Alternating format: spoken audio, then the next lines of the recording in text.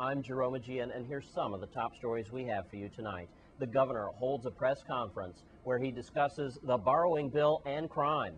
More problems for everybody's gas station, and it's Police Week as well. These stories and more are up next on News Channel 8.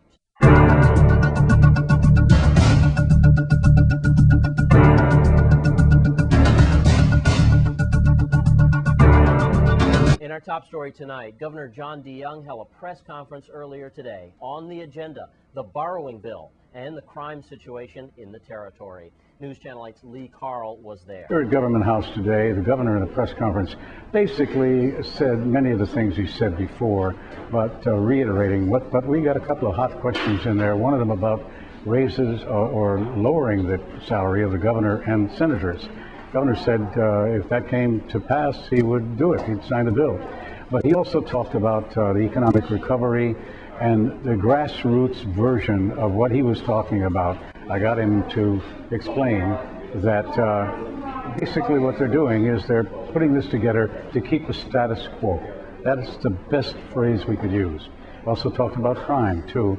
The commissioner was here and got a chance to once again reiterate what the commissioner had said about concern about judges and their decisions putting criminals back out on the street. The violent criminal acts that weekend were a stark reminder that there's still more that needs to be done by all of us in order to push back on those individuals who continue to commit deliberate acts of violence in our community. During my meetings yesterday with Commissioner Lavelle Francis, Assistant Commissioner Heidman, as well as the territorial chiefs and deputy chiefs for the St. Thomas-St. John District, I reviewed the plans that the police have underway and the actions that they've taken to combat the types of violence as we saw this past weekend. I reiterated my support to them and assured them that they have all the resources of the administration that they need to assist in tackling the crimes and the problems we have ahead. And as I stated yesterday, we will continue to work against those individuals who are involved in these types of retaliation and street justice.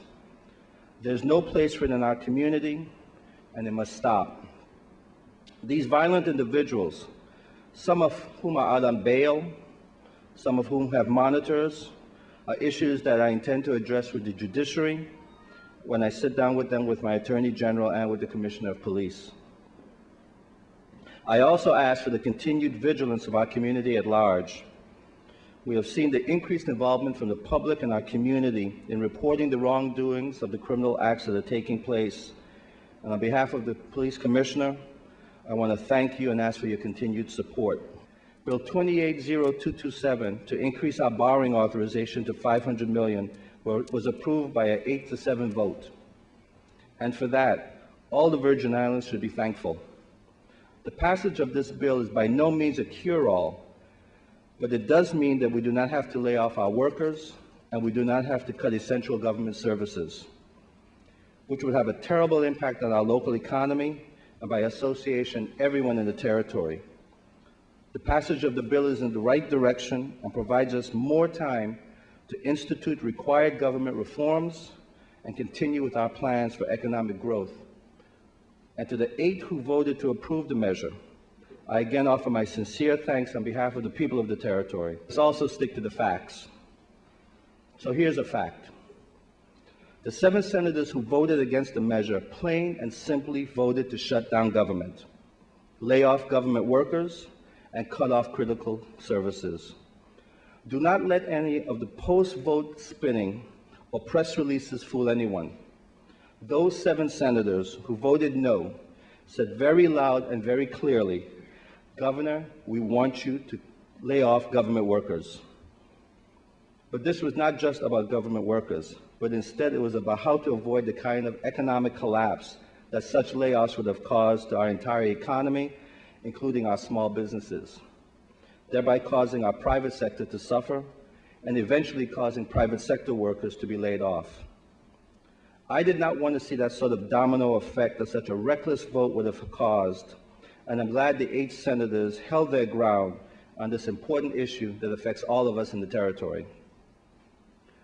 It is extremely troubling when a senator says that he could not vote in favor of such an amendment, such a measure for our territory, until the legislature and administration met together to work on cost-cutting measures, when in fact my finance team had met with senators over 11 times on these issues.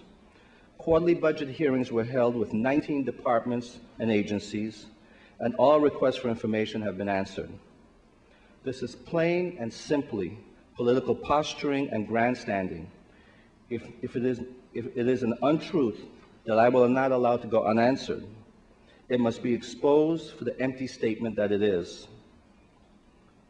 What also has become increasingly clear was the fact that those 7 senators who opposed the legislation decided to use the debate to attack me personally. They have shown repeatedly now by their actions that they will do everything they can in opposition to work even if it means bringing down the House around all of us, so long as I'm in it. This type of leadership is wrong, and it only ends up hurting the people of our territory. I want to remind everyone that after 20 hours of testimony and debate, not one of those 7 senators who opposed the legislation offered a single cost-cutting amendment to the borrowing bill. In St. Thomas, at Government House, Lee Carl for News Channel 8.